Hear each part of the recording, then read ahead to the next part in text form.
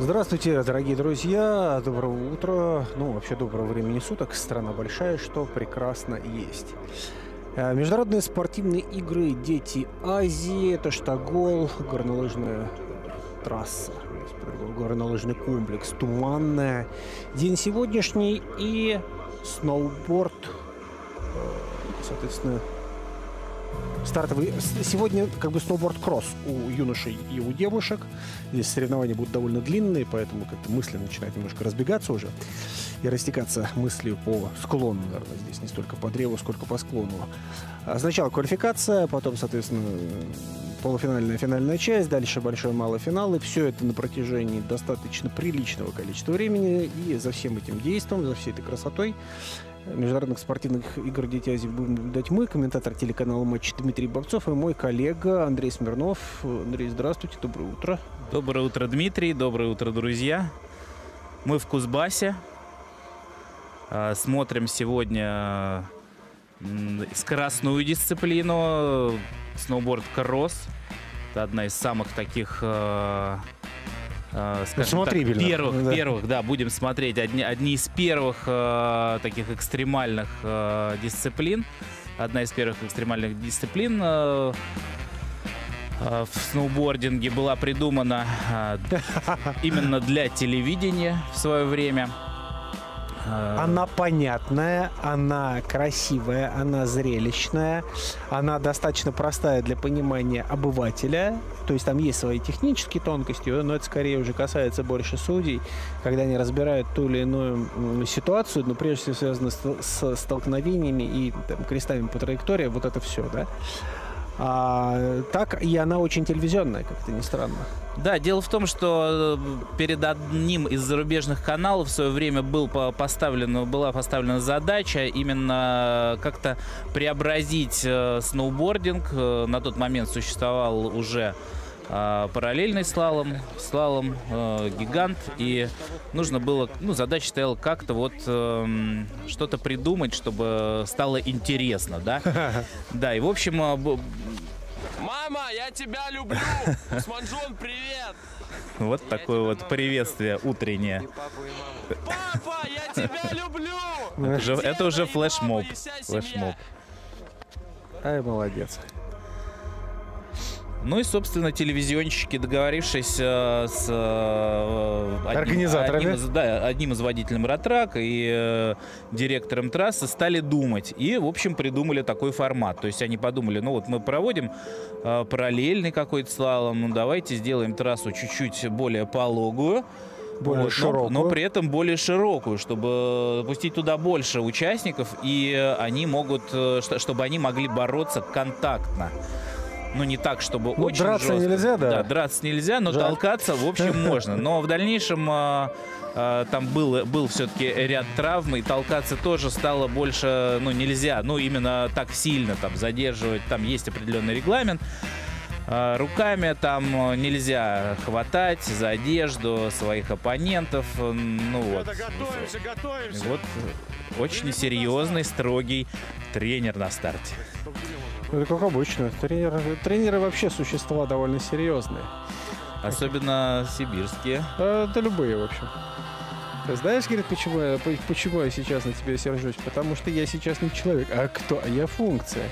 И моя функция, чтобы ты тренировался, и чтобы ты занимался фигней.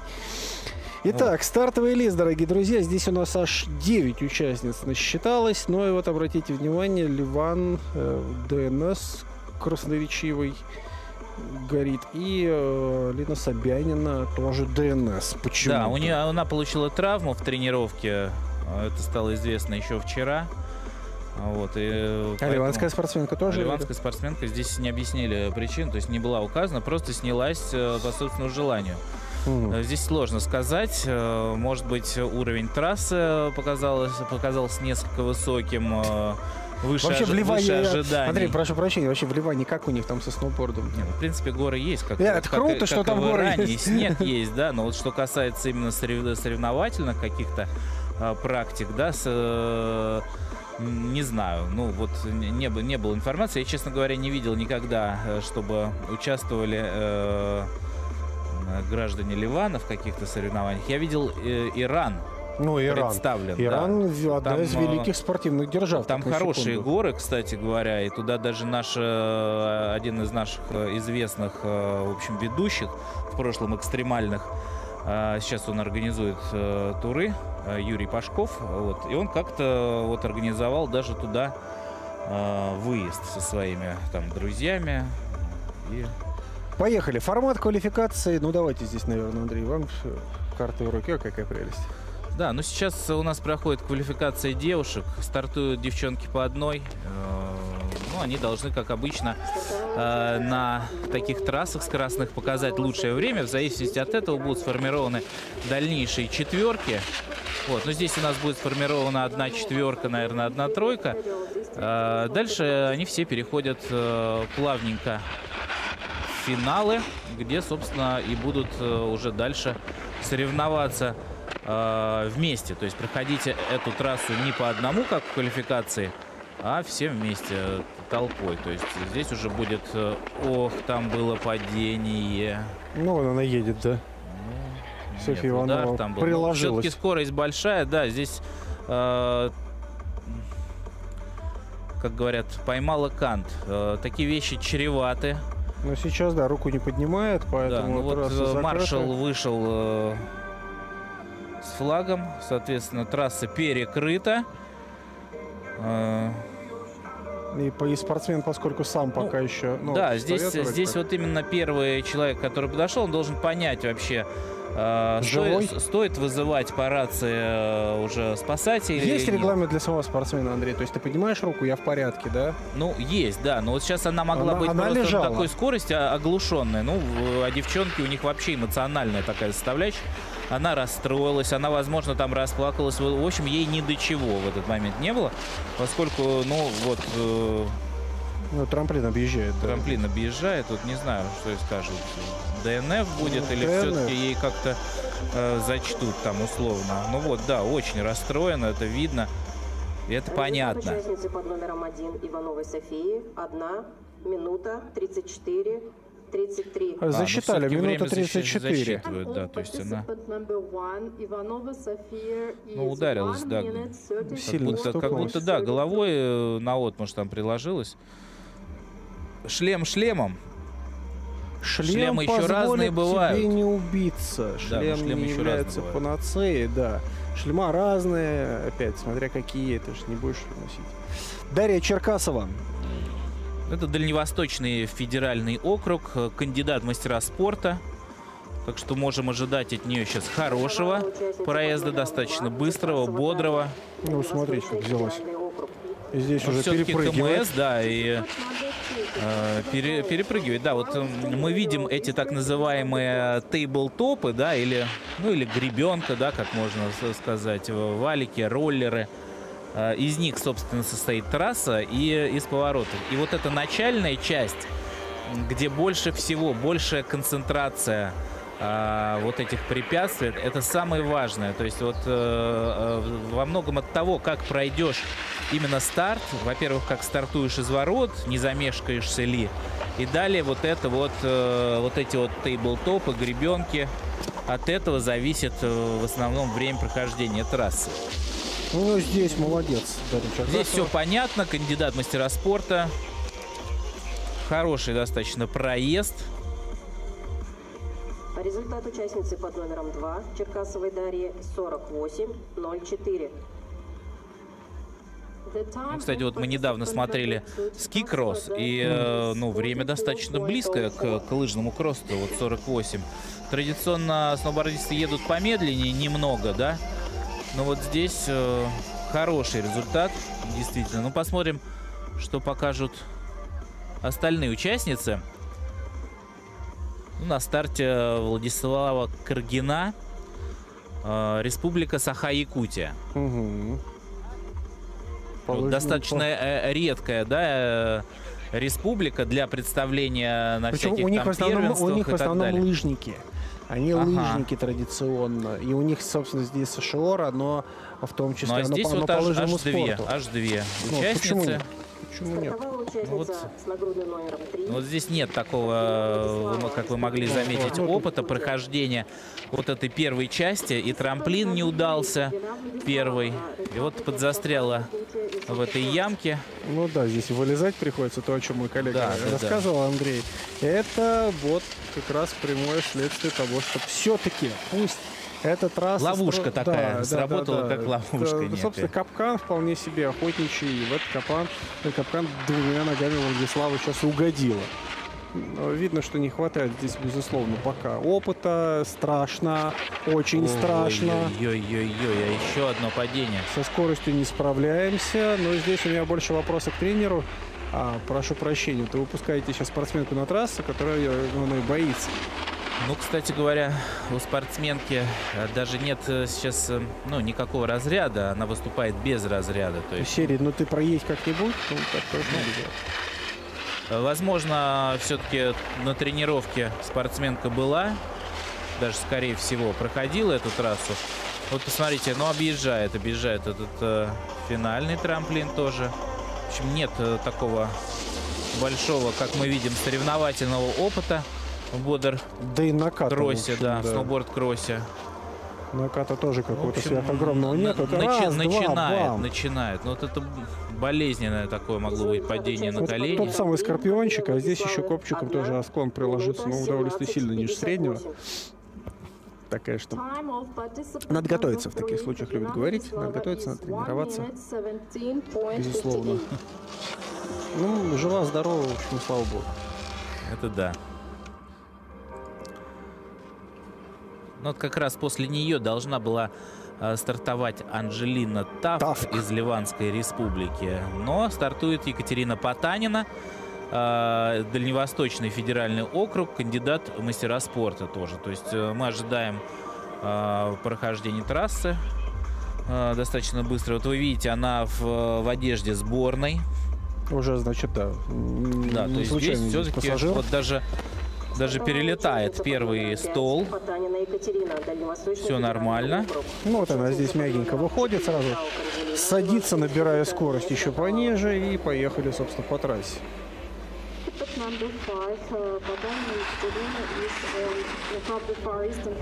Раз. Вот, здесь уже прыгаем. И где можно прыгать, будем прыгать. Собственно, да, это же увеличивает... Уменьшается сопротивление. Да, уменьшается сопротивление, за счет этого уменьшается время прохождения трассы. Если теоретически ты способен лететь над трассой, то ты вообще молодец. Там где-то 2 раза, да? Да, это назад в будущее прекрасно. И вот хороший такой прыжочек финальный. Это она на хвосте пыталась укатывать, то есть опять же, уменьшать силу трения на финиш, заваливалась на хвост, и вот так прижимаясь к земле, вот она пыталась еще больше уменьшить время прохождения трассы. Вот смотрите, то есть это было сделано намеренно, это не падение, там просто чуть не удержалось. Уже не удержался, но это не удержался уже было после финиша. Сейчас любопытно, какое-то место будет итоговое, потому что от этого сейчас формируется состав, но она должна быть в большом финале, как мне кажется, здесь. Вроде как довольно 49, но она, видите, подольше. Это получается 2-е место сейчас, поскольку вот у нас Софья Иванова, Дарья Черкасова. Дарья Черкасова у нас прошла 48 с копейками. Да, Александра. Так, и на старте у нас Турченко Александра, да. Тоже Республика Саха-Якутия, и нет информации о каком-то разряде. Вот здесь тоже ловушки работают для них. Что ж такое? Ничего, сейчас. Тяжеловато, конечно. Вот есть подозрение, что девчонки, может быть, впервые на такого уровня трассы. Да, в принципе, с гребенкой сталкиваются впервые, потому что, посмотрите, это отсутствие присутствия. Она умеет стоять на борде, но... Давай, послушайте, как подбадривают. Это здорово, такая поддержка. Оп. Оп. Ну, потому что, видите, нет опыта прохождения бугров вообще. Да, да. Он фактически плугом едет. Это... Да, на заднем канте соскальзывание такое. Но вот здесь вроде получше. Я доеду как умею. Ну, здесь, умею конечно... я пока не очень. Ну, бывает такое, да. Здесь, понимаете, дорогие друзья, здесь что-то комментировать довольно сложно, потому что здесь видно, ну, вы сами видите, да? Вот у меня здесь больше вопрос не к спортсменке, то есть здесь нужно определенное мужество, чтобы выйти на трассу вот, в состоянии, когда ты с ней справляешься, ну, с трудом. Ну, наверное, в общем, это тоже еще вопрос к организаторам. Да и к тренерам, в общем. К тренерам, да, потому что, ну, важно все-таки... безопасность прежде всего, ну, ребят. Как бы это, осознавать в общем уровень и, соответственно, попытаться... Ну, вот как, например, делают на коммерческих соревнованиях, на каких-то приглашенных просто берут ребят, там привозят. Ну, и здесь тоже это можно делать, например, если видно, что не формируется, да, там какое-то количество. Да нет, здесь открытый старт, просто кто у тебя заявился, тот у тебя заявился, просто выпускать совсем не готовый спортсмен, это тупо опасно. Просто да, здесь там супер надежно в плане безопасности, если она сама пытается ехать, да, она стоит на трассе, другое дело, что у нее на ровном месте уже там сколько, 4-5 падений. Ну, с другой стороны, для школ горнолыжных, да, Саха-Якутия, это, наверное, ну, такой хороший опыт, который в дальнейшем позволит как-то уже дальше и строить что-то похожее, подходящее, и дальше уже тренироваться и заявляться на подобные старты вполне уверенно.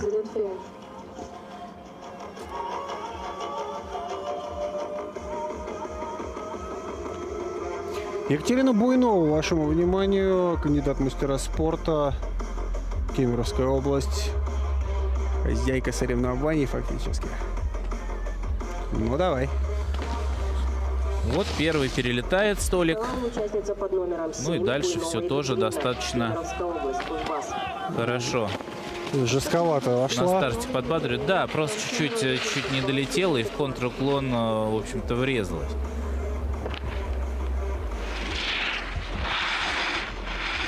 Ну, здесь на поворотах набирает уже скорость. Почти перелетает. Ну, понятно, что это будет отставание, наверное, от первых двух лидеров квалификации, поскольку... Ну, там и старт чуть менее уверенный, соответственно, да, стартовая ну и скорость там ниже. девчонки преодолевали как-то более... Это такая интересная манера. Руками вот балансировать, обратите внимание. Да. А у каждого здесь своя, но... Вот, и здесь не долетает. Ну, посмотрим. А что время? Результат. Отторможаемся. Ну, молодец, в любом случае это... Результат участницы с нагрудным номером 7 Буйнова Это Екатерина, хорошо. 54. Ну да, вот. 64. Третий результат. Но сейчас, как я понимаю, у нас завершающая, да, закрывающая Ну, очевидно, да. участница Кузнецова Анна, поскольку Собянина Алина из-за травмы сошла с соревнований. Кузнецова Анна, Кемеровская область, Кузбасс. Местная девчонка будет стартовать сейчас. А нам показывают Екатерина Буйнова результат. 64, ну, нормально. Вполне себе. Да, первый разряд. Анна Кузнецова.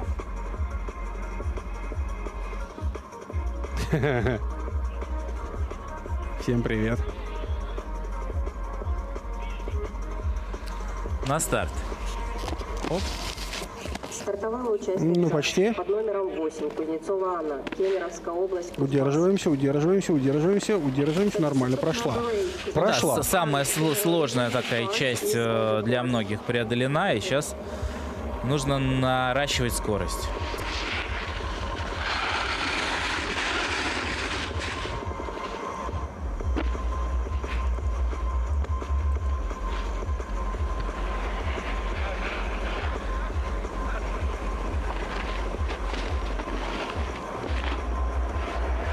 целом неплохо идет, но это вот однозначно будет вот уже четвертый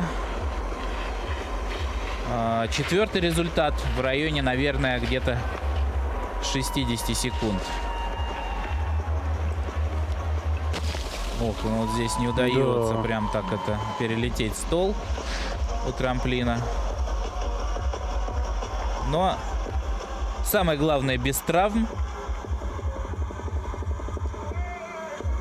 Результат участницы под номером 8 Кузнецовой Анны 58-90. 58. Ну, рядышком, да. Да, рядышком. Вот все вот 4 рядышком. участницы.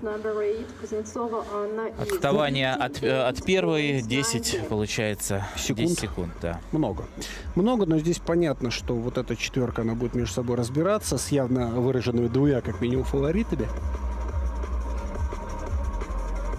Теми, прежде всего, кто хорошо проходил стартовую часть. И теми, кто будет соревноваться во втором, получается, полуфинале. У них сразу полуфинальная пулька получается. Всего там 7 человек. 4 место Анна Кузнецова. Ну, собственно, их четверка сейчас будет формировать что-то. Результаты вашему вниманию, причем квалифицированно, даже не финишировав. Турченко. Ну да, вот все-таки ДНФ и поставили. Ну да, и буковка Q стоит. Как интересно, как это считать. Не финишировала, но в квалификацию прошла.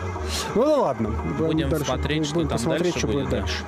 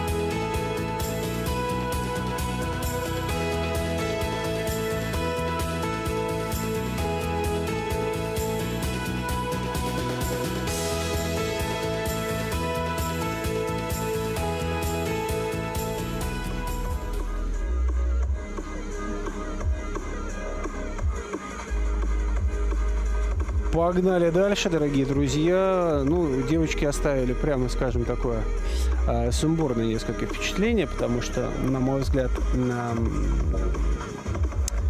надо следить все-таки за качеством атлета. То есть я понимаю, тебе надо набрать, организаторов, может быть, у них очень мало народу заявилось здесь на сноуборд-кросс, вот этот U17, но тем не менее, вот сколько есть, столько есть. Потому что опасно. Мы же все-таки видим юниоров, мы видим тех, кто еще не является спортсменами в полной мере, хотя, безусловно, уже имеет определенный опыт, да, не взрослый. Пускай человек, который боится ехать по трассе, не боится, трясется, он падает. На мой взгляд, просто нельзя. Но все вопросы здесь скорее к тренерам данной конкретной девочки. На старте Захар Макаренко. Кемеровская область, Кузбасс. Стартовал участник с нагрудным номером 1 Макаренко Захар. Первый разряд. Да, и вот у него уже в этом сезоне во всероссийских соревнованиях, которые прошли тут же в Таджтаголе, кстати, 30 января было 14 место. Трасса знакомая.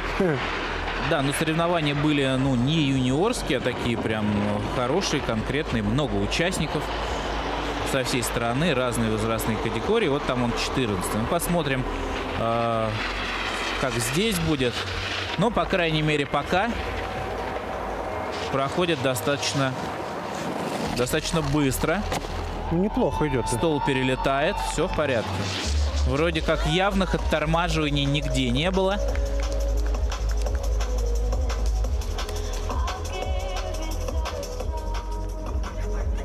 Стат участника под номером 1 Макаренко Захара 49-98. 49-98, нормально. Кстати говоря, получается, что вот первая девушка, которая проехала лучше. лучше. Но здесь вот на юниорском Здесь как бы такое бывает. Вроде динамично идет хорошо. Здесь еще может быть вопрос в подготовке оборудования. Ведь сервисмены тоже должны там полировать как-то эти доски, так же как и лыжи. В общем, перед стартом готовить их специальным образом. Ну, обычно это делает тренер. Сергей Забелла, представитель команды Республики Беларусь. Кстати, кандидат в мастера спорта. Ранее участвовал и в бигере, и в слоупстайле. Это для него такая, наверное, во всех возможных соревнованиях Сергей участвует. Ну и вот вы видели. По молодости можно, почему нет? Неплохо, да, преодолевает вот как раз все трамплины. О, какой пролет шикарный. И еще один. Прыгать он вообще не боится. Видно, что опыт имеется. Вот это классическое приземление такое на хвост доски для амортизации.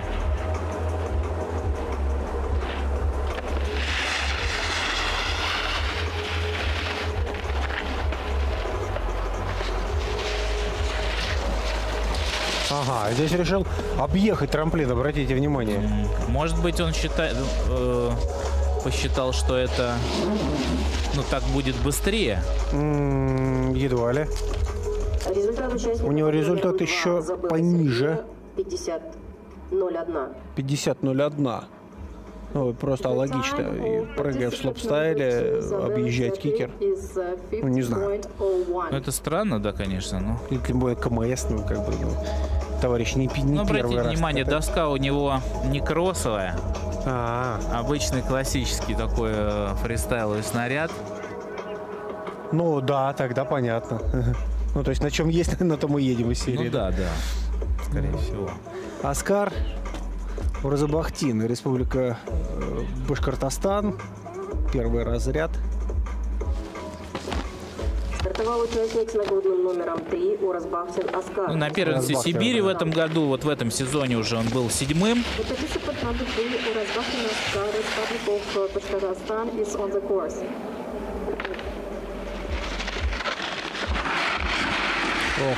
Чуть-чуть ошибочка небольшая была на повороте.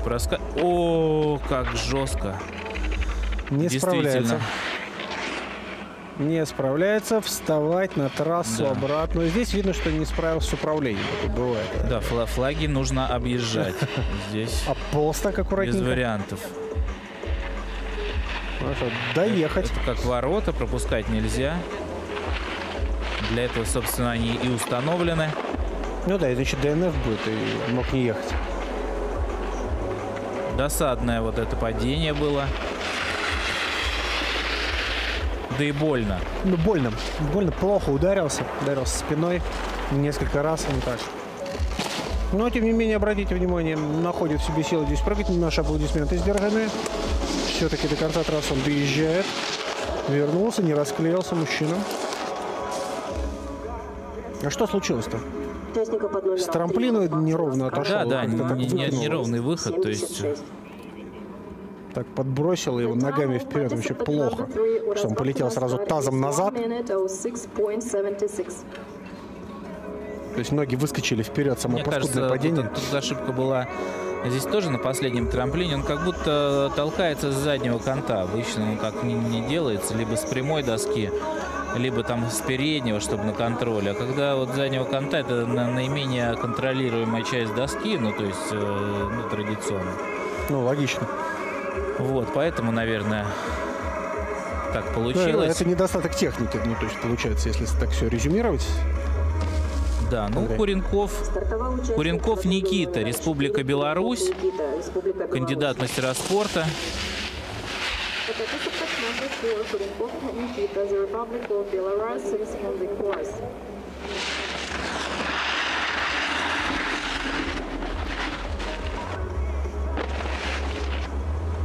Ух. Ну, здесь вот тоже наблюдается техника такая фристайлическая.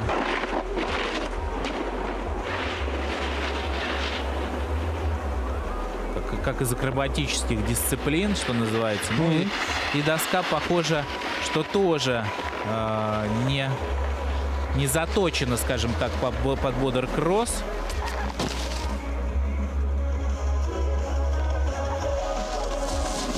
Посмотрим время. Это к вопросу, да, разница оборудования. Какая разница серии, на чем ехать? Есть разница, есть. Огромная разница. Ну да, но все-таки,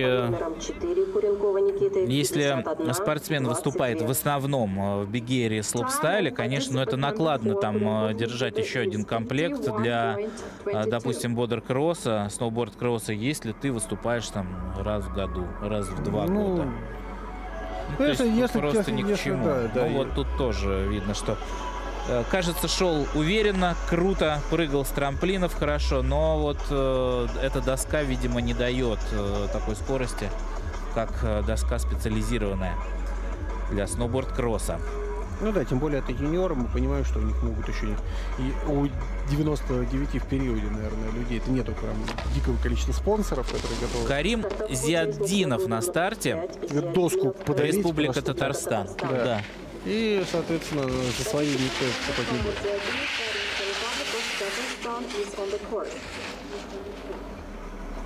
Первый разряд у спортсмена. Тоже был, кстати, на всероссийских соревнованиях в Таштаголе в конце января.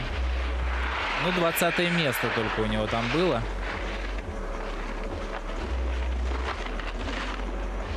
Так, выплывает. Ну, отрабатывает, да, пытается вкатывать. Такая интересная техника. Ну. У всех вот это своя манера руки где-то, руки держать определенным образом. Кому как удобно. Ну, кстати, очень похоже бывает. Ох, досадно. Вот все вроде ехал и почти доехал, главное. Ну, такое бывает, когда недолет на плоскач. Здесь нужно удержаться. Не каждый может. Ну, это вот удар по ногам, это удар по доске. И, вот естественно, ее начинает вести сразу. Естественно, такой результат. 58-12. На падении, конечно, теряется очень много времени. На таких прям... Ну, здесь прям, да, он рано толкнулся. Там было видно, не доехал, наверное, с метр. И вполне логично, этот самый метр он и не долетел даже больше. Вот так, очень неаккуратно, сказал. Прыгнул Карим. 58-12, это пока идут отсечки. Готовится Владимир Чебыкин. Ну что, Чебыкин, Уральский федеральный округ, второй разряд. Ну-ка, вот, кстати, и первый, и единственный представитель со вторым разрядом, то есть выступает. Интересно. А как ездит? И два всего участника с Уральского федерального округа представлены. Ну, обратите внимание, второй разряд-то как едет, а? Будьте любезны. Вполне себе. Ну, это и в Таштаголе тоже он был на этих соревнованиях, естественно. Смотрите. И это 15-е место у него было, в отличие от предыдущего участника. Ну, не 20-е, да. Не 20-е, да. 15-е тут уже получше. Хоть и второй разряд, казалось бы. Ну, пока, обратите внимание. Он идет достаточно уверенно. Сейчас посмотрим, что скажет заключительный трамплин. Вот и он, кстати, раз вылетел, попал, но все равно справился. Да, хорошо. Ну, глобально хорошо. Молодец. Ну, доска вот жесткая, видно, кроссовая. Немножко высоковато стоял, то есть не везде справлялся именно со скоростями, но тем не менее... Ну, то есть чуть-чуть бы быть более сгруппированным в поворотах, в контруклонах. Ну, это как раз вот это то, что то, о чем мы с вами накануне еще говорили, это накат. Накат, наработка. То есть вот некоторые вещи, они покоряются... Ну, мы не берем сейчас сложную акробатику, да, здесь ее, в общем-то, и нет. Вот именно умение садиться в поворотах, вот это все прочее, это только практика. Когда ты находишь свое, как ты едешь быстрее. О, спортсмен в теплой куртке. Ильшат Давлетзянов. Оп. Прыг. Опа. Тоже, кстати, первый разряд. Ну, первый, но не второй. А на гребеночке-то подзастрял. Да, подзастрял. Сейчас ее так прыг, пергал и перепергал. Ну, сейчас-то, в общем, наверное, вот эта гребеночка для многих играет такую дурную шутку, что называется, потому как будет очень сложно там вот с таким временем, ну, длинным, пройти уже дальше в финал. Ладно, с таким временем, а как ты вчетвером собрался? То есть людей локтями распихивать, перелезать? Ну вот для этого, собственно, и существует квалификация. Вот сейчас, мне кажется, вот будет отсев такой достаточно серьезный. Все, кто там лазит в отдельную группу, да, отдельно лазить. И ледоруб еще выдать.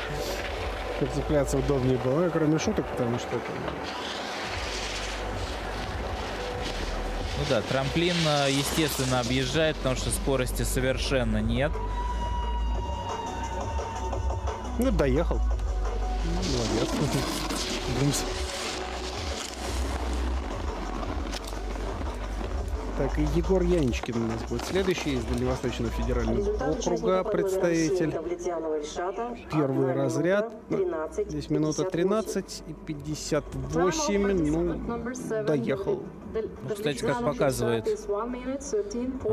практика, вот на соревнованиях спортсмены Дальневосточного федерального округа обычно такие достаточно сильные, с опытом, с хорошим. Да. Вот и девчонки были в квалификации. Мы видели две. Неплохо себя показали. Посмотрим, какой результат будет у Яничкина, как он пройдет эту трассу. Смотрите, крепкий такой. Здоровый Спортсмен, да. Яничкин Егор, Дальневосточный федеральный округ. Здесь как раз тот самый, как он, видели, оттолкнулся с хвоста доски. Так ногой поддал, щелкнул, что называется, и перелетел в итоге, да, не попал. Да, молодец. И, кстати говоря, вот очень многие спортсмены из регионов, они параллельно еще занимаются слаломом, гигантским слаломом. То есть сноуборд-кросс не единственная дисциплина скоростная, в которой они участвуют.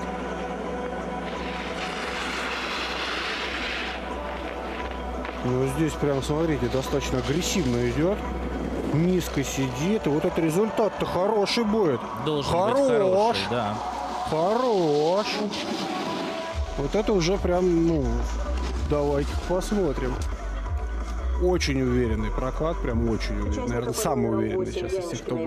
45-93. Ну, на домашнем первенстве Камчатки своем в параллельном горнолыжном слаломе, кстати, был третьим.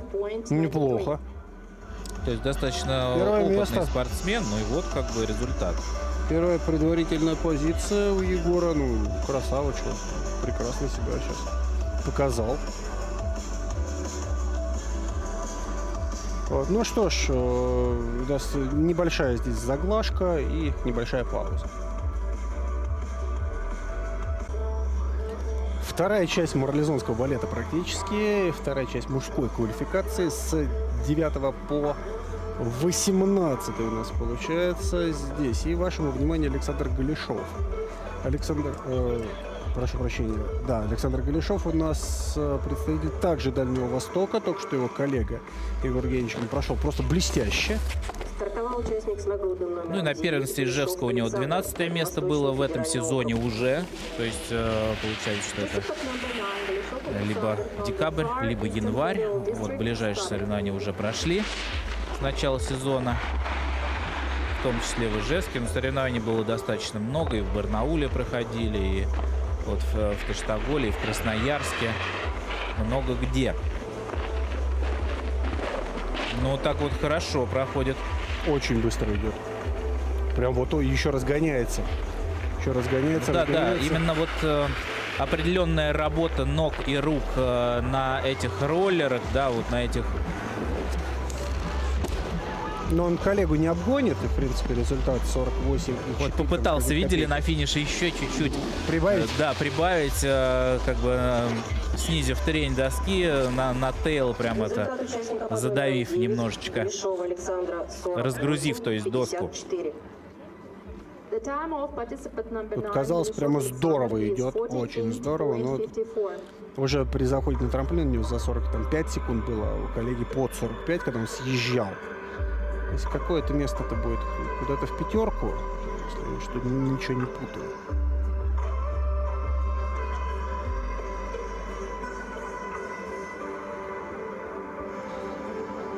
Ну, вот нам показали второй. 48-54. Ну да, в пятерку, что где неправильно. Второе место. Представители Дальнего Востока сейчас распределились друг за другом. И Иван Горячев. Да, Иван Горячев из Сибири, то есть, получается, он местный, не Кузбасс, но тоже Сибирский федеральный округ.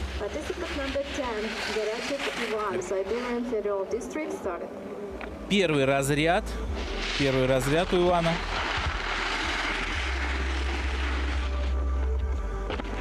Чуть-чуть повело. Недолет. Второй даже прыгать не стал, вот этот вот гэпчик.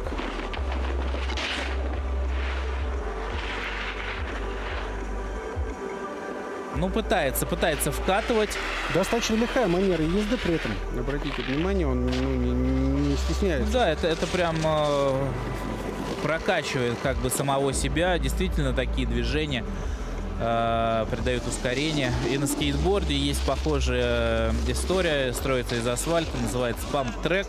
В целом на ней они тоже тренируются летом, и уже в любом городе нашей страны практически можно увидеть такие вещи. Именно памп-трек, да. Состоящий из таких же, как в сноуборд-кроссе, поворотов и вот этих роллеров, таких кочек, ну, по которым можно ездить и, так сказать, разгоняться и прокачивать как бы себя. Прокачивать вот эту технику. 49-31, близенько. Да, Иван, это прекрасно, замечательно. Горячий привет передает маме. Текущая третья позиция. Михаил Новоселов у нас на старте. Михаил Новоселов 2006 года рождения, кандидат в мастера спорта, тоже из Сибирского федерального округа. Ну-ка, КМСов всего 4. Стартовал участник с нагрудным номером 11 Новоселов Михаил, Сибирский федеральный округ. Кстати, в Красноярске тоже недавно прошли международные старты, где Михаил был 10-м. То есть это достаточно хороший результат. Ну, участников было много.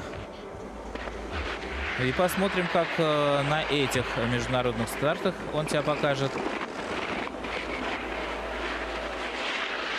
У него профессиональная вот эта гоночная форма сборной России. Свеженькая этого сезона. В этом году такие цвета. И время. Да. Первый или второй. Это вот практически железно. Очень хорошо прошел, очень уверенно. Результат участника под номером 11 Новоселова Михаила 45-44. 45-44. Вот. Очень близко. Близенько.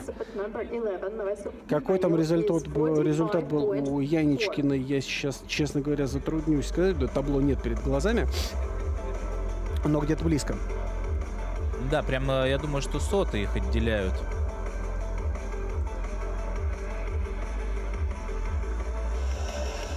Да, очень хорошую скорость показал Михаил Новоселов. Звук записывается? Первый. В общем, я семья уже привет передал. Софья Александровна, химический вам привет. Усманжон, ходи в качалку больше. Вот. По классике. Мама, люблю тебя, папа тоже. Настя, привет. Марьяну с 2 месяцами. Вот так вот. Ну, всем передал, никого не забыл. Никого не забыл. Да. Молодец, да. Молодец. Очень ответственный молодой человек. Ну, и, кстати, говорит о такой достаточно хорошей собранности, потому что после прохождения на высоченной скорости такой трассы на международных стартах вот взять и так это все прям выложить, да. Готов. Тренировался, готовился. Молодец.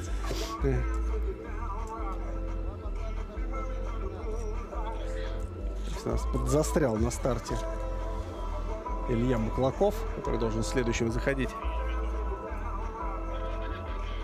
Вот и он.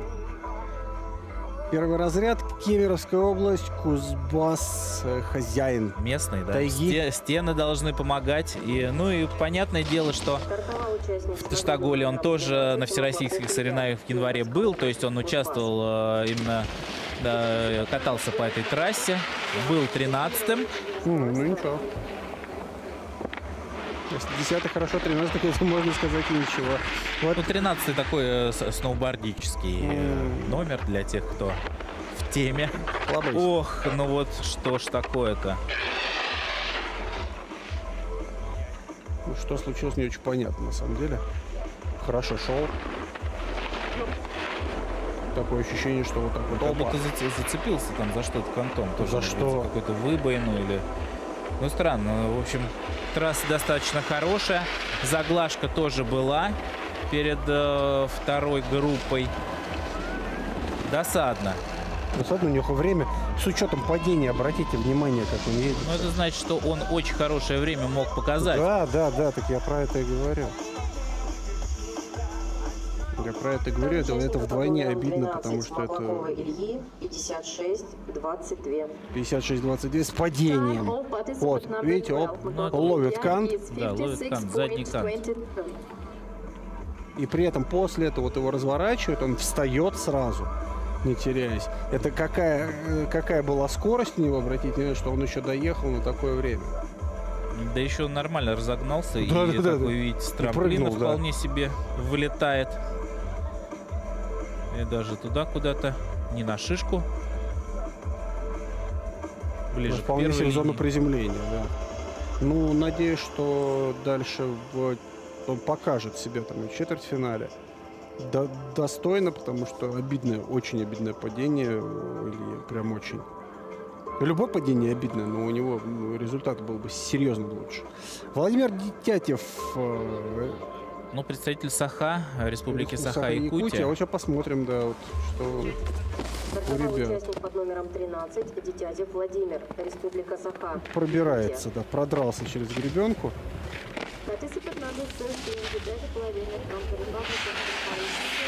И да, здесь задача пройти трассу. Здесь результат, я думаю, что не будет показывать никакой высокий, но очень уж аккуратно стоит. Пока идет, кстати, Владимир по трассе.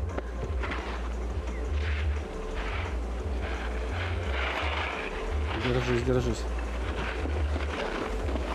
Вот сможете расписать в словах, я знаю, что эта тема не быстрая, разница вот именно досок для борткросса, и вы сказали, вот специальное оборудование явно для другого фристайла. Доски для борткросса, конечно, отличаются повышенной жесткостью. Дело в том, что, например, мы видели нескольких ребят, которые выступали на досках для фристайла. Они вроде как очень хорошо, грамотно отрабатывали на всех препятствиях. и вылетали, и перелетали гэпы из трамплинов, все хорошо у них было, отщелкивали там, где надо, но все равно как бы время показывали не очень хорошее, даже я бы сказал плохое, потому что вот мы только что наблюдали спортсмена, который при падении, после падения такого достаточно серьезного, все равно показал время... Ну, нормальное. Да, равное тому времени, которое показали вот эти спортсмены, которые были на досках для фристайла. То есть это говорит о том, что у фристайлических досок слабенькая торсионная жесткость, жесткость на скручивание. А это очень важный момент, поскольку именно это позволяет держать доску в поворотах, вот в этих огромных контруклонах. Вот, именно за счет того, что микровибрации происходят на скручивании у фристайлической доски, там падает скорость как раз вот в эти моменты. Ну, то есть чем она жестче, чем меньше ее скручивать, чем меньше ее скручивать, тем лучше она держит скорость, конечно, непосредственно. Конечно. Но да, она, может быть, на трамплинах визуально отрабатывает замечательно. Все там супер, но вот именно на скоростях, в поворотах она так не работает. Ну да, я понимаю сейчас, о чем вы говорите, потому что вот мы с вами давеча работали вполне себе слоупстайл, там скорость важна, но там не настолько она важна, тебе важно все четко сделать. Да, там еще маневренность, здесь же еще и именно вырез талии, да, так называемый шейп досок очень важен.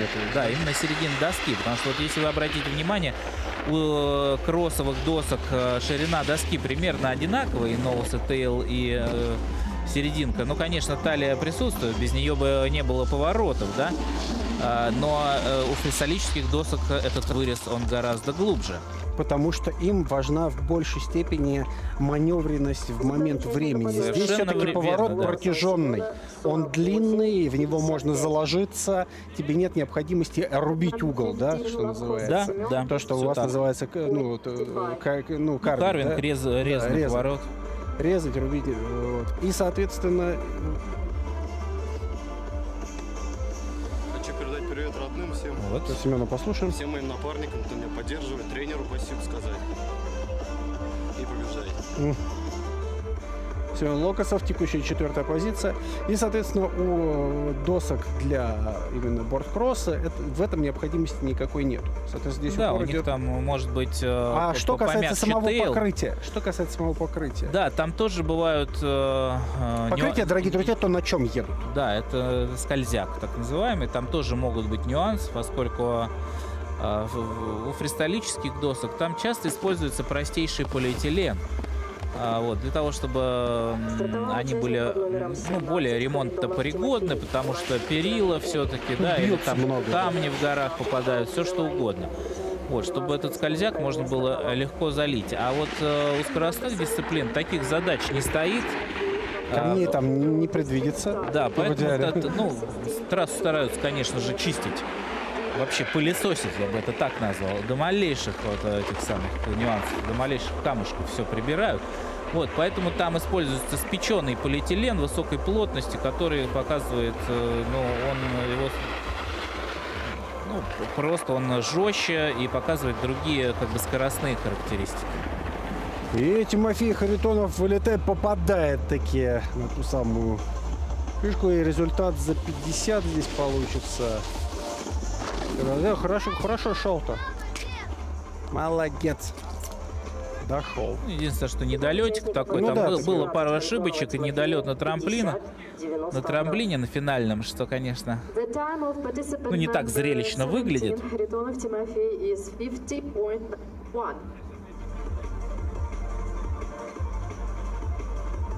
Ну вот он четко влетел прямо на самый бугор. Хорошее попадание. Но тем не менее удержался, все, доехал. Нет, доехал, вопросов нет, там место не будет высоким, это 8-я позиция, потому что плотность результатов там примерно 44-45. Думал, из 50 выеду. Ну. Он так подсносило. Надо ботинки перейти на курс. А так всем моим привет. Спасибо вам огромное. И тренер у меня самый лучший на свете. Лучше не найти. Попробуй квакни, что нет. Тебе с ним еще работать. Да. Блин, кстати, вот это вот очень, очень радует, такой позитив. Ну, молодец, конечно. Это все шутки, разумеется. Да, и то, что тренер самый лучший, ну это вот вообще класс. Но можно только позавидовать, потому что, ну, всякое бывает. А здесь прям вот честно, открыто.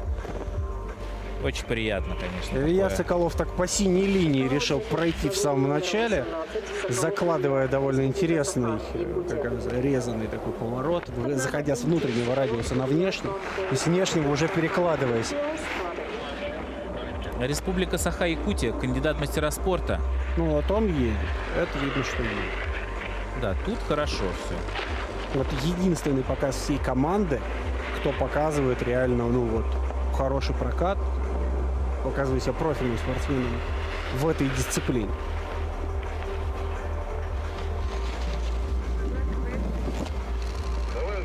Ну вот, отлично. И Уже между первой и второй линией приземляется. Хорошо, Супер. до 48 нормально, из 50 выбрался свободно совершенно. Ну, сборник, в общем, Участникам понятно. под номером 18 Соколова Ильи 47 Да, это понятно, в 50. общем. 47-51. Накат имеется. Ну, КМС, он как раз один из четырех КМС. 7 самураев, да, это 4 КМС. 47 и 50. Хороший результат, кстати. Ну, это как раз вот плюс-минус Какое-то, та может быть, третье лидирующая место группа. даже. По результатам квалификации. Да, Ну, сейчас где-то посмотрим, там, да. где-то 3, 4, 5. Здесь плотность результатов, опять-таки, повторюсь, она высокая, и поэтому здесь тяжело сходу сказать, какой именно. 3, да. Всем привет. Илья Соколов, ну вот, поддержал, собственно, реноме своей спортивной школы. Что мы имеем? Ну вот он на дорогие третьем друзья? месте как раз, Илья Да. Соколов. Михаил Новоселов первый, Егор Яничкин второй. Но что по квалификации? Первые 8. Ну, все, получается, квалифицировались. Конечно. Значит, мы всех увидим в В финале. 1/8. В 1/8. Да, в 1/8. Ну, в общем, и дальше будем смотреть за их. А вот как раз ливанские спортсмены DNS, что называется, didn't start. Мгм. Ну, дальше у нас, собственно, будет уже финальная часть, за которой мы и посмотрим. Ну что, дорогие друзья, возвращаемся обратно в Штатгол. И, соответственно, у нас сейчас с вами полуфинальная и, ну, полуфинальная, четвертьфинальная и финальная часть, потому что у девчонок всего 6 квалифицировались в финальную пульку. Сейчас интересно, каким образом они будут располагаться, потому что 2 заезда. В каждом из заездов по 3 участницы непосредственно. У ребят ситуация поинтересней, потому что там 4 заезда, ну, собственно, все 16 квалифицировавшихся, они будут четвертьфиналить, потом полуфиналить и далее по списку малый и большой финала.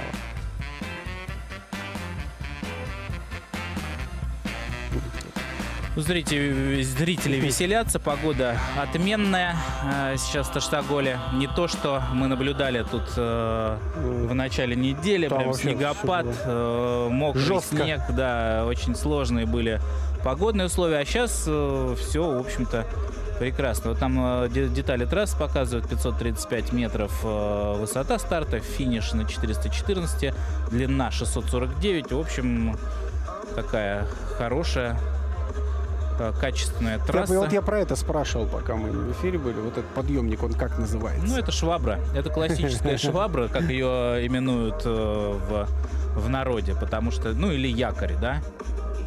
Вот, то есть она имеет такую форму, просто очень похожую на якорь, да, и вот, собственно, ее так и называют. И так это модификация бугельного подъемника. Есть тарелочки, есть якоря, то есть, на мой взгляд, якоря намного удачнее.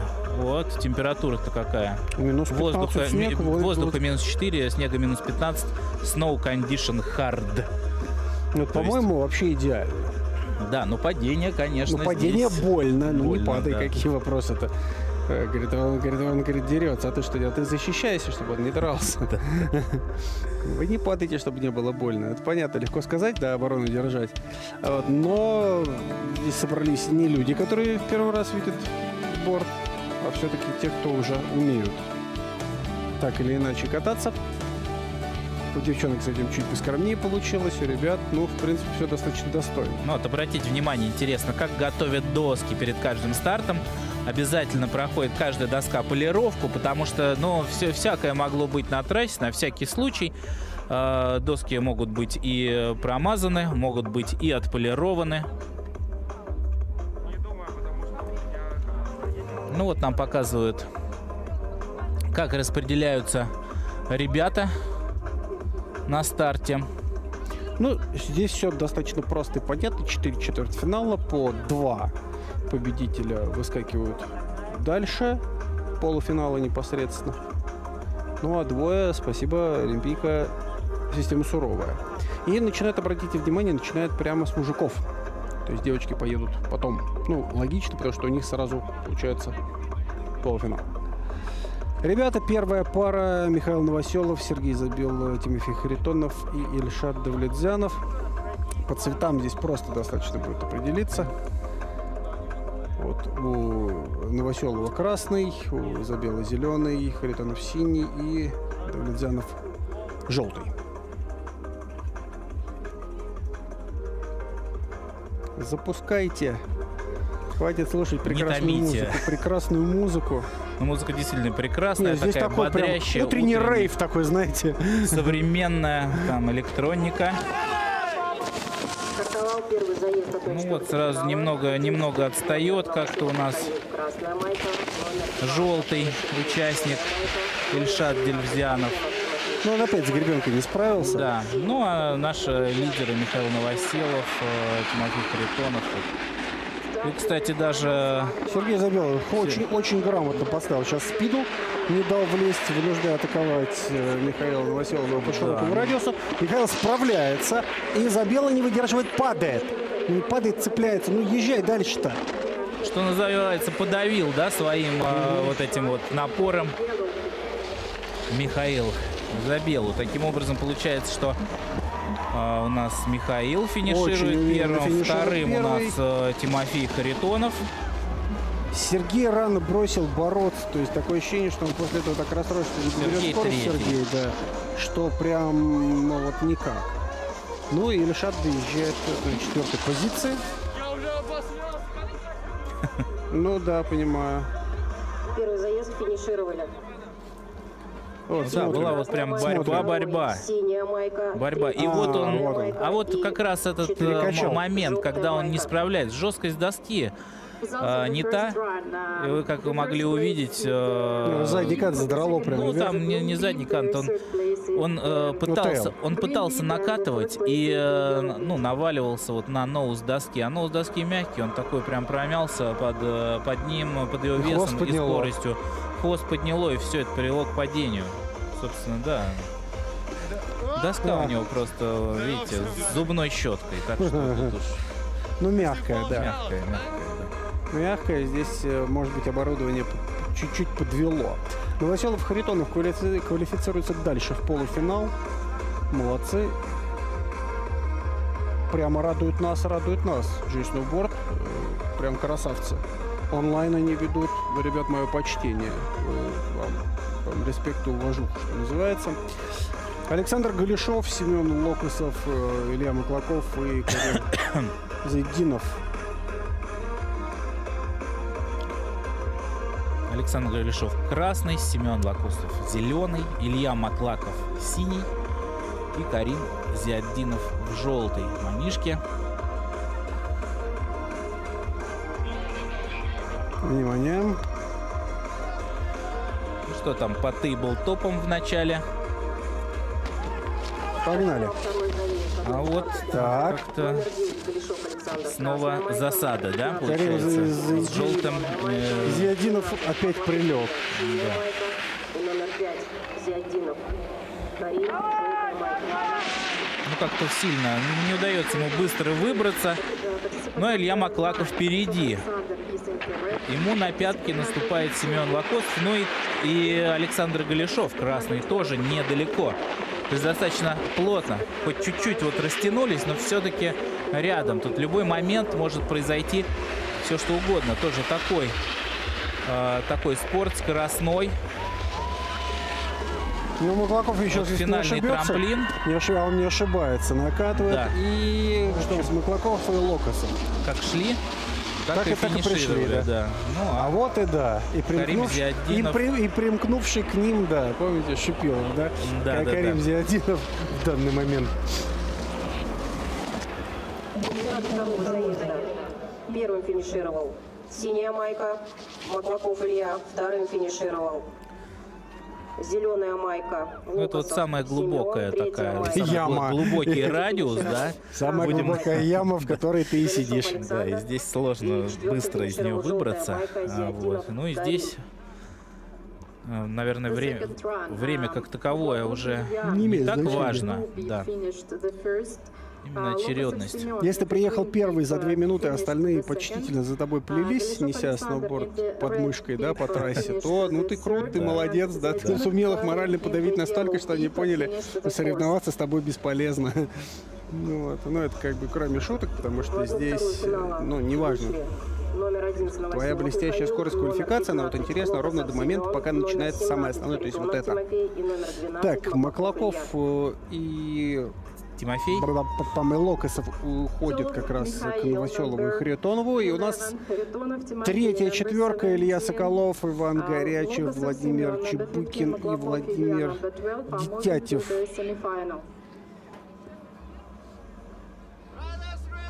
Внимание. Ну вот как-то, видите, желтый вялик стартанул, то есть, Желтым все время выдают номер. Ой-ой-ой. ну здесь какое... Плохое падение очень. Такой полускорпиончик Как-то получился. его там не то подрезали, не то подсекли. Или он сам себя. Сейчас на повторе нам покажут, но пока впереди Соколов. Соколов. Красный номер, красная манишка. А второй, я так понимаю, сейчас там едет Чебыкин. То есть я правильно понимаю, а вы не видно даже еще.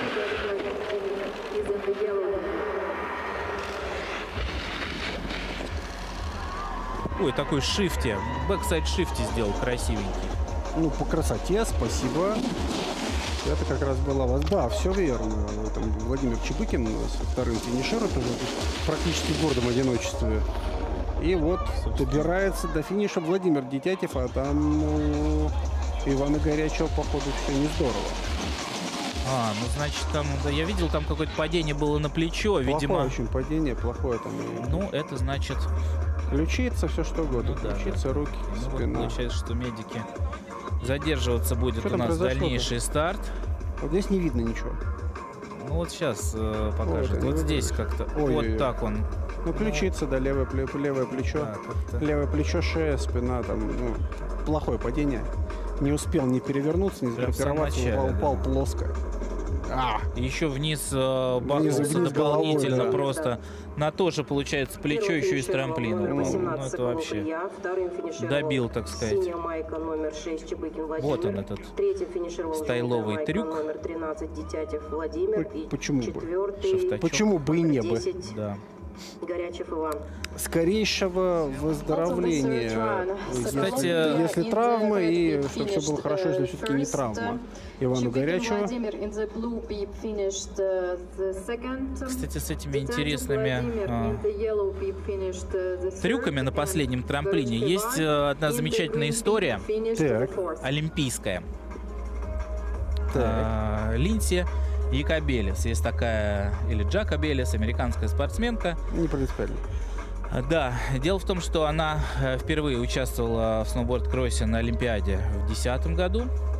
И там она шла первой, абсолютно с отрывом от всех остальных. Вот как сейчас, например, участник в красной майке.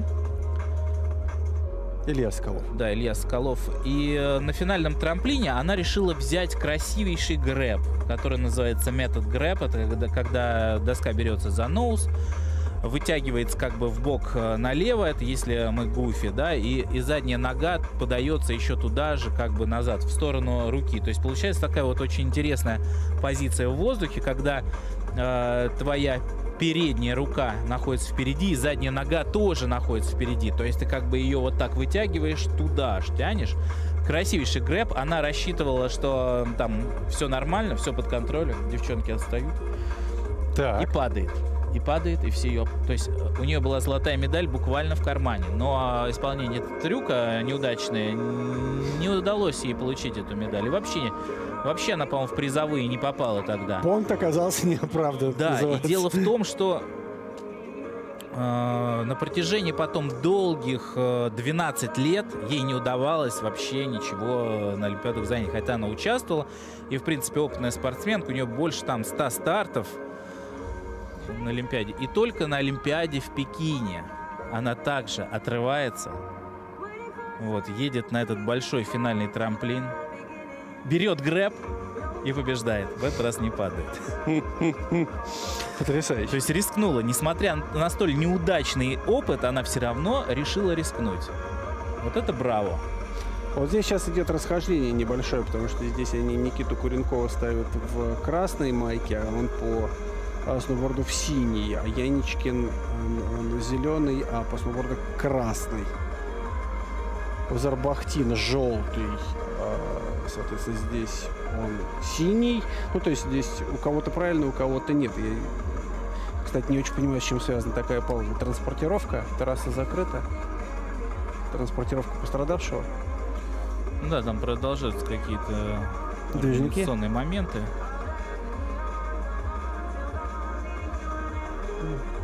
Чаще всего так происходит, что трассу не открывают, пока полностью не будет эвакуирован спортсмен. Ну, с одной стороны логично, с другой стороны его ж не прям по трассе там везут. Согласен, да, но тем не менее, какие-то службы могут быть просто задействованы, их внимание, собственно, на этом моменте. Ну да, у тебя с виража все в любом случае. Ну, во-первых, медицинская бригада должна его увезти, и следующая должна прийти. Да, тут вот на самом деле такая история. Действительно, бывает так, что даже когда скорая уезжает с пострадавшим с соревнований, соревнования не начинаются, пока не прибудет вторая скорая. Следующая бригада, да. Тут речь даже не о спасателях, которые дежурят на самой трассе, а уже как бы вот о бригаде, о медиках профессиональных, которые осуществляют вот эту транспортировку до больницы.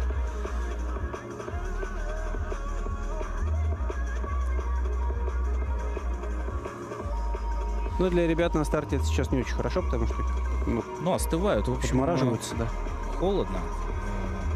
У многих совсем не утепленная эта соревновательная одежда. Комбезы не утепленки, и, они в угоду скорости сделаны. Они...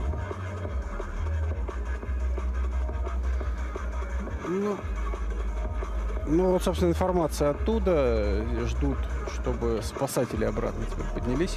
На старт, да, собственно, там, где они должны быть, спасти, чтобы наблюдать, смотреть за соревнованиями, быть готовыми в любой момент выдвинуться на место падения. То есть, как мы и говорили, это обязательное условие. Без присутствия спасатели, как раз мы видим, которые уже отвезли пострадавшего и сейчас поднимаются на подъемнике наверх. И как только они до туда доберутся, соревнования смогут продолжиться.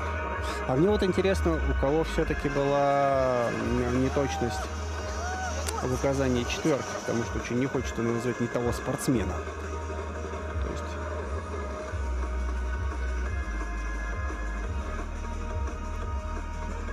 Не буду кататься, говорит. Ну что, дорогие друзья, возвращаемся обратно в Таштагол и далее. Надеюсь, что все доехали уже, скорые и не очень помощи. А ко всему прочему, мы успели порассуждать с коллегой по репортажу о том, что на самом-то деле, не всегда сразу получается человека прям вот сходу увести. Андрей рассказал достаточно занимательную историю о том, что если падение было тяжелым и травма была серьезной, то скорая никуда не едет. Скорая будет стабилизировать пациента до момента, пока его можно будет безопасно транспортировать. Иначе есть шанс, что он не доедет до точки назначения, особенно это травма головы касается, прежде всего. Вот.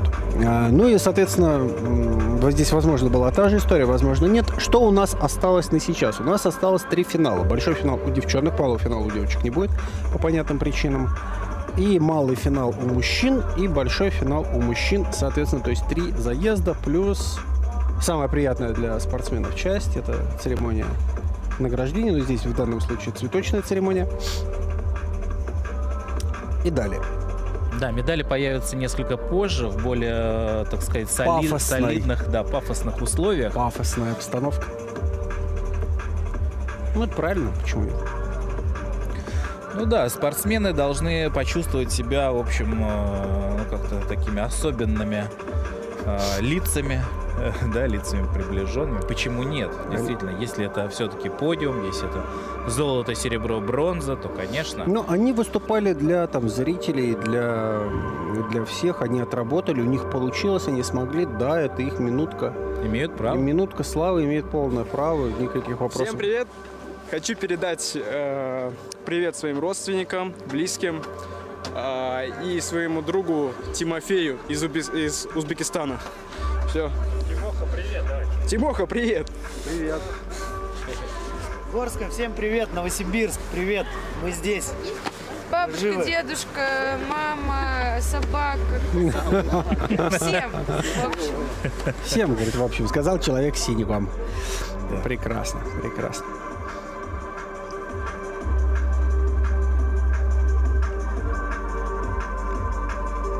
Красоты Таштагола, дорогие друзья.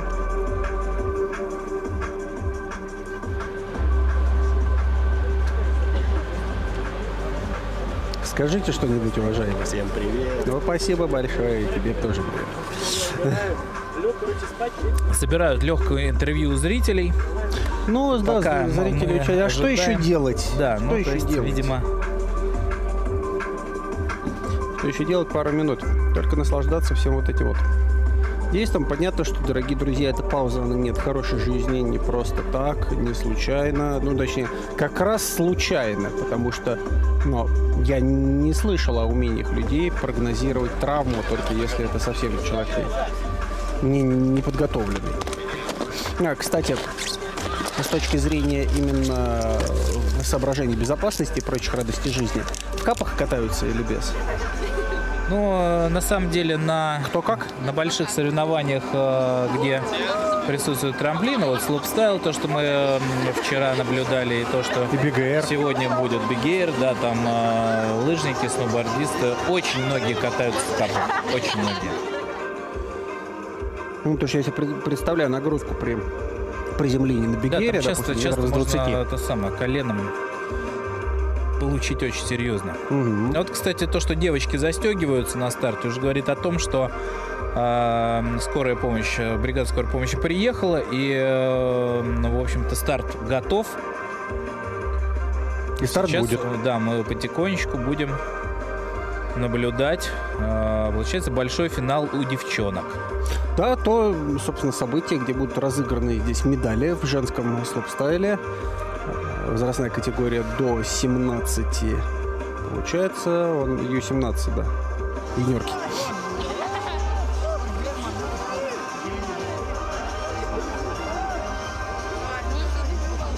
Половина сердечка была. Все готово, дорогие друзья. Все готово к большому финалу у женщин. Остается только уже добраться до старта. Зрители готовы. Зрители, главное, Мы готовы. готовы. Главное, зрители готовы. Это все делается для зрителей. Ну и вы, уважаемые телезрители, тоже, наверное, готовы к этому Тоже зрители. Ну, большому чего нет, если старту, да. большому А финалу. вот, собственно, и главные действующие лица. Красная майка Дарья Черкасова. Зеленая Екатерина Потанина. Синяя Анна Кузнецова. И желтая София Иванова. Последние какие-то организационные моменты, хотя там уже все в воротах стоят. Ну вот, собственно. Заявочка.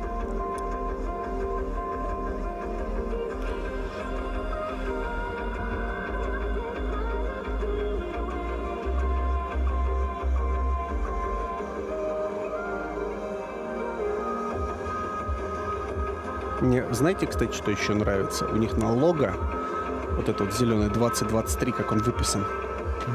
Таким футуристическим достаточно шрифтом. Ну, интересно просто сделано само по себе. Да. Любят больше традиционную, ну, цифре арабскую, а здесь прям хорошо. Погнали! Большой финал. Ну, Дарья вырывается потихонечку вперед. Рядышком с ней прямо. Ну, чуть-чуть вот ее обходит Екатерина Потанина. Да, в какой-то прям момент. Насколько скоростной вид спорта, что вот прям 1 секунда, и Потанина обходит. И продолжают пока лидировать. Вот пошла вроде атака. Старается сесть ей за спину сейчас. Ну, Дарья Черкасова в мешочек вот в этот вот Дарья вот уже настигает. И сейчас будет последний поворотик, да, и будет прямая перед трамплином. И, возможно, будет такая же ситуация, как была вот у пацанов. Ох! Вот это вот да! Это да! Фантастика! Какой же финиш. И вот сейчас, действительно, вот сейчас нам понадобится фотофиниш. Иначе здесь, по-моему, вообще никак. Ну, да. Да, если ничего гадать Обе не хочу. спортсменки в падении. В воздухе почти столкнулись. В воздухе столкнулись, в падении пересекают финиш. Ну, как это вообще? Ну, здорово. Давайте смотреть. Давайте только без скорых уже, а.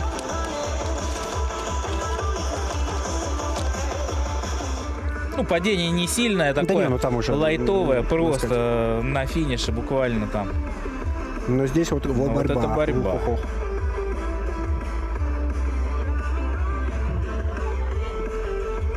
Вот, накатила Дарья. Прокачиваем. Очень здорово. Первое место. Ну-ка. Номер 5 Потанина Екатерина. Потанина все-таки. Зеленая майка. Финишировала номер 2 Черкасова Дарья. Третьим финишировала желтая майка. Вот он, этот момент. София. И четвертым финишировала номер 8 здесь... Кузнецова Анна. Ну вот давай здесь давайте смотреть. Ничего такого, как бы. Да, ну Ох ты. Да. Ну, фантастика, конечно. Если бы Дарья чуть-чуть вытянула вперед сноуборд, а не носок вот так его... вышел. Да, носок. Там же вот Потанина как раз его тянула специально, чтобы она-то, ну, не знаю, ну, Дарья тоже, но, видимо, какое-то такое падение было не очень удобное. Вот она шла впереди. Она шла впереди, но вот... София Иванова тем временем из-за вот этой вот разборкой на финише совсем зевнули, а то, что 3-е место завоевала София Иванова, также практически в падении, но Анна Кузнецова на 4-й ступени пьедестала не окажется, потому что ступенек там всего 3. Расклад, дорогие друзья: Екатерина Потанина, Дарья Черкасова и Соня Иванова. Такова у нас здесь тройка в женском борт-кроссе, фор-кроссе. И, конечно, фантастический абсолютно финал, который с лихвой, наверное, искупает. Компенсировал. Да, достаточно невзрачными местами квалификацию. Ну, невзрачно не то, что девчонки вот эти конкретно плохо проехали, а то, что на общем фоне это смотрится как просто люди другой планеты сейчас. По тем, что видели в Согласен, да. Здесь очень опытные спортсменки у нас в финале. И действительно борьба была серьезная. И вспоминая, конечно, квалификацию, там немножко другая была. Чуть-чуть.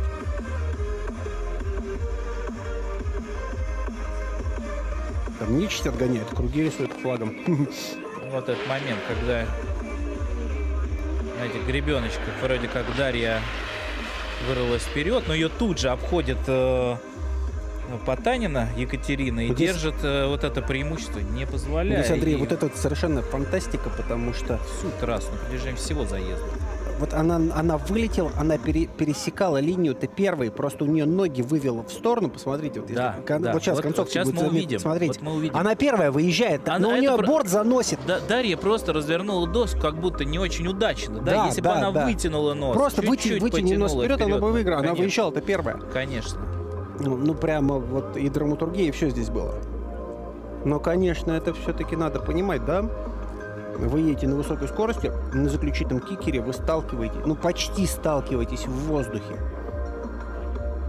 Какое падение самое плохое? Самое плохое падение неконтролируемое. При столкновении в воздухе ровно оно и бывает, если особенно в вас врезаются. Здесь вроде девчонки справились с этой проблемой, да, в воздухе. Они не завалились. Здесь к То чести есть надо... они приземлились Здесь и продолжили. инициатором атаки была все-таки Дарья Черкасова, да? Да. И она, понимая, что она сейчас влетит просто уже вплотную в Потанин, она аккуратно так от нее как бы, ну, такими касаниями. Да. То есть я там не знаю, но я думаю, что оно было. Не, ничего криминального там Не, не было, ни в все коем случае. нормально. Если бы был толчок в спину в момент в воздухе, это было бы видно, человека был, выкинуло вперед ноги, он бы упал на спину. Я такого видел много. Мы когда с регбистами в баскетбол играли в Академии физкультуры, они виртуозно толкались абсолютно. Просто изумительно. То есть в момент атаки забросить ты не мог. Если он рядом стоял, он тебя аккуратно пихал так, чтобы ты железно промахнулся, и при этом он сам тебя и ловил, потом ставил на место, чтобы ты не травмировался. Погнали. Малый финал. Семен Лакосов красный, Тимофей Харитонов зеленый, Владимир Чебякин синий и Оскар Разбахтин. Разбахтин все-таки. Разбахтин. Он вас сейчас проклянет, я клянусь. Семен Локосов так уезжает на как отстоящих каких, пока обратите внимание. Оскар Разбахтин его преследует. Владимир Чебыкин Хорошо идет, да. Отстал. А Тимофей Харитонов что? Сумеет этот Оскара атаковать? Оскар снова в желтой маечке, но несмотря на это, он в явных лидерах. Да. Ну вот, он спокойно выкатывает вторым. Ну, молодец. Красавчик. Это позиция, ну, это шестое место, нормально. Учитывая, что он здесь, я бы не сказал, что прям фаворитом был. Спасибо, говорит мужик. Ну, обращайся.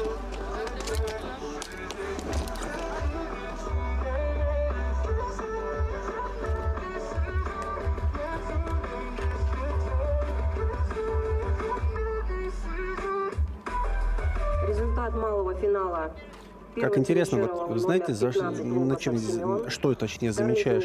То, что у них с определенной квалификацией начинает вырабатываться то, что у взрослых спортсменов называется стиль, а у них, как у юниоров, еще не стиль, но почерк. Уже видно примерно, как он будет стоять, как он будет ездить, какие-нибудь характерные положения рук и ног, то, как он будет собираться. Очень интересно наблюдать, как вот они эволюционируют такого. И, кстати говоря, да, вот мы девчонок только что смотрели, я забыл отметить, вот у Потанина Екатерины такой вот прям хороший, такой стойка, настоящий стиль, такая стойка, прям классическая для сноуборд, прям вот сноуборд-кроссерская такая прям красивая. Там все здорово. Мне очень понравилось, как ехала и Потанина, у него вот эти низкие 90, даже ниже, чем 90 градусов, она свободно себя чувствует. Значит, хорошо развиты ноги накачаны, потому что эту стойку еще удержать надо, это же статика. Любимые упражнения на статику, всякие стульчики и прочие радости жизни, которые ненавидят у нас. Статодинамика даже в большей степени.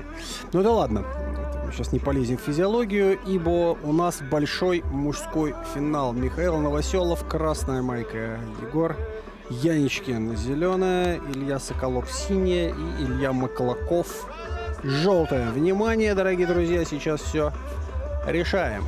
Погнали. Вперед, борьба за медали. Большой финал у юношей. Красная майка номер 11 Новоселов Михаил, зеленая майка номер 8 Яничкин Егор, синяя майка номер 18 Саханов Илья, желтая майка номер 12 Маклаков Илья. Пока все проходят достаточно стабильно первую часть. И тройка такая явных лидеров. Вот тут, я думаю, сейчас будет еще разборка. Борьба, да. Есть еще пару поворотиков. Там отстал, пожалуй, только Илья Маклаков так да. сильно. Это ничего не значит еще. Вот, пошел. Набирает сейчас, подбирается Новоселов. А вот это как будто толчок в спину. Не знаю, как среагируют на это судьи. Ну, кстати. Хотя там такое стечение обстоятельств. Получается, что он как будто подрезал, да? Ну, сейчас давайте смотреть, потому что Михаила. Здесь вам, как человеку, который в этом лучше разбирается, как рефери. Здесь надо смотреть именно по повторе, по траектории, да, кто там, за кем шел, как происходило. Просто если траектории пересеклись, то тут явного там этого нарушения-то нет. Новоселов идет первый. Здесь вопросов никаких. Но Вот опять не очень удобный ракурс. не видно. Ну, как мне показалось, просто траектории сошлись. Да, ну, сошлись. Соблюдай дистанцию. Не успел. Но тут все-таки контактная история. Вот, видите, он зарезается и пересекает траекторию. И выхода просто не остается. В общем, у Егора Яничкина не остается никакого, потому что он на его траекторию заезжает. То есть там какая-то ошибка у него, и он на заднем конту, не справляясь, то есть он не идет прямо, он начинает как бы заваливаться да. назад. Вот, это мне и показалось, да. И вот в повторе это подтвердилось. Но посмотрим, как здесь будет. В любом случае, финальное слово за судьями. Сейчас пока будут пересматривать и решать, потому что протокол без судейского решения, это красный, зеленый, синий. Соответственно, Новоселов, Яничкин и Соколов.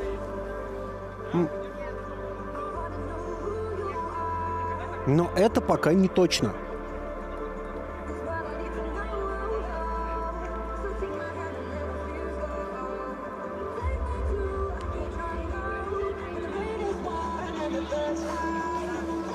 Лапками помахать. Ну, здесь Новоселов-то точно первый. То есть они знают, да, уже результат появились. Так, смотрим. Так, а Яничкин-то у нас в итоге четвертый. То есть да. Посчитали, что его вина. И, значит, его ставят четвертым. Значит, просто он должен был держать руки при себе и как не бы толкаться да, руками. То есть вот ехать, как вы едете. Несмотря на то, что пересек, но там инстинктивно просто. В тебя валится человек. Да, что делать? А он его, да. Ну, таким образом, значит, Новоселов, Маклаков и Соколов. Вот так вот. Первым финишировал номер 11. Михаил Новоселов, вторым финишировал, получается, Илья Маклаков, и третьим финишировал Илья Соколов, хотя Яничкин финишировал вторым. Ну, в общем, ладно, сейчас это уже посчитали, что это его ошибка была. Кто мы такие, чтобы принимает финальное решение, даже если кто-то из судей там не согласен, кто-то согласен, финальное решение за главным судьей, поэтому здесь это все в дальнейшем уже не обсуждается. Ну да, решили вот так. Итак, можно Новоселов... подавать апелляцию, там все, но это уже в рамках там дальше. В рамках правового спортивного поля. Итак, Новоселов первый, Маклаков второй и Соколов третий. Такой у нас состав вот такого очень интересного получившегося большого мужского финала, который тоже не без борьбы и тоже не без столкновений. Не без борьбы. Это вы верно заметили. Причем здесь уже в прямом смысле. Боролись практически да, и здесь, руками. Уважаемые зрители, вы могли увидеть действительно настоящий, наверное, сноуборд-кросс с такой с борьбой, с контактной борьбой, да, и вот с этими вот всеми нюансами.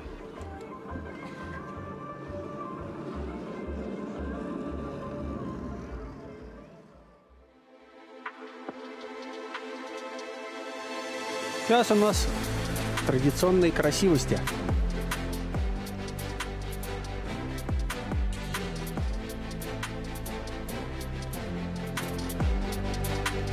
Повторы начинаются с квалификационных заездов. Мы можем там было на что посмотреть. Как и что. О, какая прелесть. Вот какие варианты сердечек мы сегодня увидели. Сердечки вокруг шлема, половинки сердечки сердечко из ладошки там, и так далее. Знаете?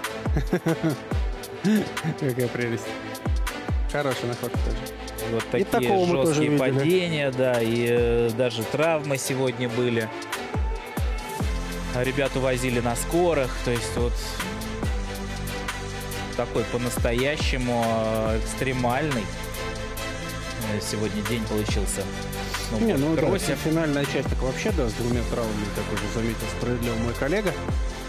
Если хотелось бы пожелать тем, у кого, может быть, и квалификационные результаты, и результаты, вот это здорово, рукой еще так сделано, yes, да, я прошел, я сделал, да. Вот.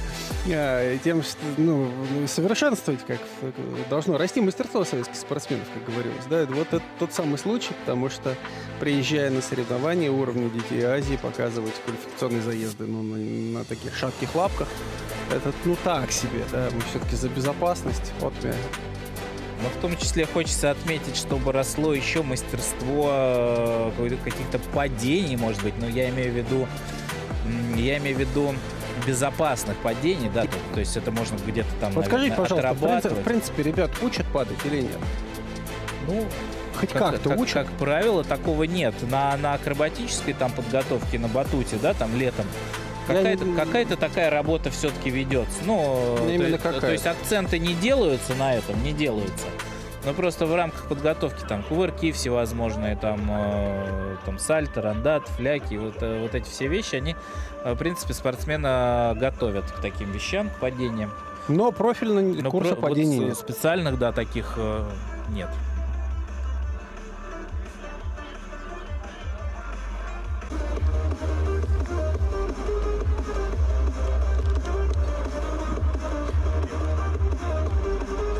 Ну что, дорогие друзья, у нас сейчас самое все по красоте. Церемония приятная для тех, кто победил и попал в призеры. И не самое приятное посмотреть со стороны, если ты в призеры не попал. Церемония награждения, точнее цветочная церемония. То, что у буржуев называется flower giving, то, что у нас называется цветочная церемония. В общем, все сотрудники трассы, опытнейшие, вот вы их видите сейчас в специальные экипировки, выстроились тоже на, соответственно, цветочную церемонию, но цветы будут вручать не им. Вот еще и тут сердечки тоже у нас есть. Вот, это все те люди, которые делали эти соревнования, которые стояли на каждом из поворотов. Здесь и судьи, и заглажка, и вообще все, вот, кто на самом деле обслуживал трассу. Ну, а где главные действующие лица-то? Знаешь, сейчас, конечно, мой труд почетен и важен, спору нет. Но главными действующими лицами сейчас являются не они. Спортсменов ловят на горе, видимо. Ну вот, собственно, да, подиум. И все, и подиум. Пока пустой. Да. Вот это та часть, которая может надежно похоронить практически любую трансляцию. Затянутая церемония награждения. Потому что вроде у тебя только что был такой драйв, только что вот они прыгали, только что все вот это вот столкновение, искры просто около рта практически. И потом вот опять вот начинается. Вот здесь мы ходим, здесь мы не ходим, здесь мы рыбу заворачиваем. Беда, конечно. Все это как-то надо делать немножко быстрее. Что, у нас вот просто вот понимаете, здесь сложностей, главное, никаких нет. Цветочного награждения победителей и призеров вторых зимних международных спортивных игр «Дети Азии». Услышали нас спортивные боги, это все очень-очень быстро, на самом деле. То есть это, я понял, надо просто поныть. Да, но на самом деле действительно недолго, вот уже объявили. Это очень быстро, это мега быстро. And the prize winners of the second Winter Children of Asia International Sports Games. Начинается церемония цветочного награждения победителя и призеров по виду спорта сноуборд в дисциплине сноуборд-кросс среди девушек. We start the flower ceremony for the winners and the prize winners in snowboard discipline SBX snowboard cross among junior ladies. Переводчик молодец, конечно. Награждение производит Бариев Марат Мансурович, президент Международного комитета «Дети Азии». Какие нарядные девчонки там по краям стоят. The awards will be given by Bariev Marat Mansurovich, the president of International Committee Children of Asia. За третье место награждается Иванова София, Сибирский федеральный округ. София Иванова. For the third place, the award is given Да. Боевая травма, но тем не менее третье место вот вполне заслуженно. Это падение не помешало ей вырваться Вернее, я бы даже сказал, ворваться на подиум. Дарья, Дальневосточный Кровь федеральный ран округ. и грязь странствий украшают мужчину. For А the здесь second place, легкие the гематомы award is given на пути to к Черкасова бронзовой медали тоже Дарья, украшают Far даму. Eastern Да, Federal особенно если это District. экстремальный вид Да. спорта, сноуборд. Дарья Черкасова, второе место, очень уверенно шла, очень За здорово первое получилось, место но в награждается первое место вцепилась Потанина практически Екатерина, Екатерина Потанина, Дальневосточный федеральный округ. и никому это самое первое место не отдала. Плюс фотофиниш, конечно, совершенно фантастический. Это вот судьба, карма, если хотите. Да, это прям доли вообще Это сотые, прям это вообще, доли, то да. есть Просим вас вот у задержаться для Черкасовой увело фотографирования. доску, а она молодец, We концентрировалась, kindly просто ask держала you ногу to stay вперед on the и все, и stage for выиграла. photos Помнила to об be этом taken. в Помнила этот об момент, этом, да, в этот даже в момент падения. Да, поэтому получилось именно вот так. Поэтому тройка выглядит именно Заслуженно вот так, а не поздравляем Екатерину с золотой медалью. наоборот. Да, но остальных у них девчонок. совершенно был изумительный Провожаем по победителей красоте. и призеров громкими И аплодисментами. громкими, и продолжительными аплодисментами. Let's accompany Браво, the ура, winner ура. and Молодцы, the девчонки. prize winners Очень from the хороший stage финал, with очень loud хороший. applause. Очень хорошая борьба прежде всего, потому что скучно смотреть, когда этой самой борьбы нету. Значит, Дамы одно и господа, сильно мы продолжаем цветочную церемонию превалирует, а это, победителя ну, и уже призеров соревновательный по виду эффект. спорта сноуборд. Падает. В Значит, дисциплине такой невзвешенный, сноуборд-кросс неуравновешенный среди финал. юношей. Ladies and Ну, у парней, gentlemen, кстати, and тоже we была борьба continue серьезнейшая. our flower ceremony for the winners and the prize winners in snowboard, the discipline SBX, snowboard cross among junior men. Награждение производит Алексей Сергей Игоревич, заместитель председателя правительства Кузбасса по вопросам культуры, спорта и туризма. The awards will be given by Alexeyev Sergei Igorovich, Deputy Chairman of the Government of Kuzbas on culture, sport and tourism issues. Девчонки хороши, конечно, вот эти наряды первый За раз третье такие, место прям класс. награждается Соколов класс. Илья, Республика Саха, Якутия. Илья Соколов, For браво. the third place, the award is Третье given to место Sokolov свое. Ilya, the Republic of Sakha, Yakutia. Трудовое какое есть, поскольку там сам себе придумал, конечно, Егор. За второе Пьяничкин, место к превеликому награждается сожалению. Маклаков Проблема? Илья, Кемеровская Илья область, Кузбасс. Маклаков. For the second Кузбасс, place, Кемеровская the award область. is Серебро given to здесь на Детях Maklakov Азии. Ilya, Kemerovo region, Kuzbas. А счастье было близко. Счастье было возможно. За первое место Но. награждается Новоселов Михаил, Сибирский федеральный Михаил округ. Новоселов, Сибирский федеральный округ. And for the Золото. first place, the award is given to Novoselov Mikhail, Siberian Federal District. Ну, сибиряки, поздравляем. Просим задержаться для фотографирования. Все пособирали, молодцы, первое, второе We место. И kindly Республику ask you Саха to искренне stay on поздравляем, the потому что stage те for ребята, photos которые у них to be катались taken. в квале, ну, он на фоне их был полубогом, натурально. Согласен, Вот. согласен. Ну, правда. Ну что ж, Ну, да. остальным есть куда тянуться, в том числе за Да, ним. и Хорошо, когда ему в надо команде. помочь Да, конечно, своим конечно. сокомандницам. И сокомандникам. Потому Да. что когда есть лидер в команде, который, ну, очевидно, за собой может учить и тащить. У которого призовые у есть. которого призовое Дамы и место господа, есть. Это уже о завершена многом церемония говорит. цветочного Ну что, награждения победителей большое и спасибо призеров вторых зимних о международных спортивных игр форкроссе, сноубордкроссе «Дети на сегодня. Азии». Все совершенно изумительно у нас получилось с вами. Трансляция. Большое спасибо, что были с нами, особенно те, кто был с нами с самого начала по московскому времени, с 6 часов 30 минут утра. Мы вас ценим, мы вас очень-очень любим. Мой комментатор телеканала «Матч» Дмитрий Бобцов и мой коллега Андрей Смирнов. Временно прощаемся с вами. До свидания, дорогие друзья, занимайтесь спортом. До свидания. Спасибо. Любите сноубординг и не травмируйтесь, пожалуйста.